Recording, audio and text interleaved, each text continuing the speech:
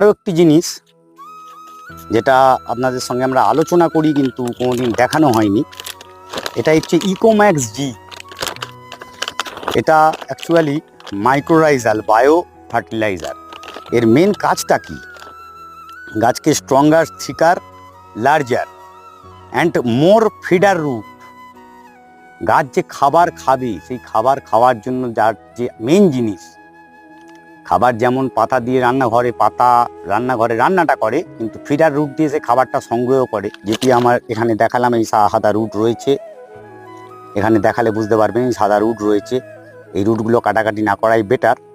আমি সেই ফিডার রুটটা যাতে ডেভেলপ করতে পারে, সেই কারণে কিছুটা ইকোম্যাক্স জি আমি এই মাটিতে, বেশি নয় 5 থেকে 10 গ্রাম আপনারা মাটির সঙ্গে মিশিয়ে নিতে পারেন। এটি করতে পারলে কি হবে, গাছের কিন্তু রুটটা খুব তাড়াতাড়ি ডেভেলপ করে দেবে।